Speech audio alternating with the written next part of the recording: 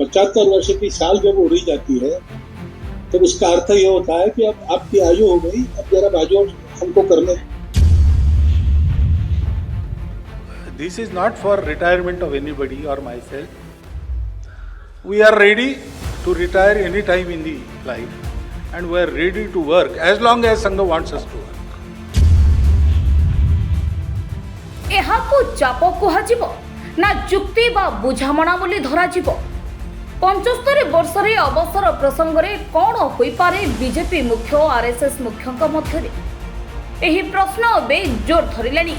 ଯଦି କିଛି ନାହିଁ ତେବେ 1.5 ମାସ ମଧ୍ୟରେ କାହିଁକି ୟୁଟର୍ନ ମାରିଲେ ଆର୍ଏସ୍ଏସ୍ ମୁଖ୍ୟ ମୋହନ ଭାଗବତ?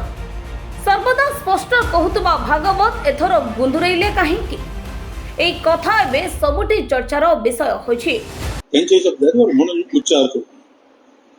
मैं जब मर जाऊंगा तभी पहले लोग पत्थर मार के देखेंगे कि सचमुच मर गया। मत ऐसा बना ले 75 वर्ष का आपने किया, लेकिन मैं इसका अर्थ जानता हूँ। 75 वर्ष की साल जब उड़ी जाती है तो उसका अर्थ ये होता है कि अब आपकी आयु हो गई, अब जरा बाजू हमको करने। म्हणजे त्यांच्या गौरवाकरता गौरवाचा भाव मनात घेऊन सगळं होतं, त्याच्यात तो गौरव आपल्याला चिकटू नये ह्याची ते स्वतःच काळजी घ्यायची आणि असा विनोदाचा सुरा चालून तो चिकटणारा गौरव सगळा सोडून बाहेर टाकायचा। जुलाई 9 तारीख एक कार्यक्रम रे भागवत कहिथिले 75 वर्षरे राजनीति अवसर नेबा कथा। एहा पर पीढ़ी बा योग्य कनिष्ठ मानकु सुजोग देवा उचित बोली से कहिथिले। ए कथा सीधा सड़क बाजिथिला प्रधानमंत्री नरेंद्र मोदी को उपरे। मोदी भी कहिथिले 75 वर्ष परे राजनीति अवसर नेबा कथा। सही कथा को भागवत मने पकाई देथिले। एहा परे सबुठी एई चर्चा हला। बीजेपी आरएसएस रो सिद्धांत अनुଯାयी कार्य करिथाय। आरएसएस मुख्य 75 वर्ष प्रसंग उठाई परोक्षरे मोदी को पद छाड़िबा को कहितिबा चर्चा हला। यहाँ परे नागपुर और दिल्ली रे बारंबार भागवतंक सह बैठक हैला मोदींकर। मोदी आरएसएस को सर्वभारतीय स्तर रे मान्यता भी देले।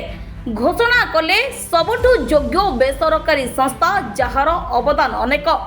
यहाँ व्यतीत बीजेपी संगठन रो मुख्य किए हेबो ताकू नहीं आरएसएस और बीजेपी मध्यरे थिबा भेदभाव को धीरे धीरे दूर करागला। एही भेदभाव जोगु वर्ष वर्षरु बीजेपी रो राष्ट्रीय मुख्य निर्वाचन होई पारु नाही। दुई मुख्यंक मध्यरे काले मूलचाल होईछि। आरएसएस रो पसंद अनुଯାयी बीजेपी संगठन मुख्य रहिबे और आरएसएस 75 वर्ष प्रसंग को प्रत्याहार करिबो। एमिति एक भितिरी बुझामणा परे बीजेपी रो राष्ट्रीय मुख्य पदवी निर्वाचन पई पुणी थरे प्रक्रिया आरंभ होईछि। एहाकु नि भागवत भी तांको 75 वर्षीय टिप्पणी को फेराई नैछंती। I never said that I will retire or someone should retire.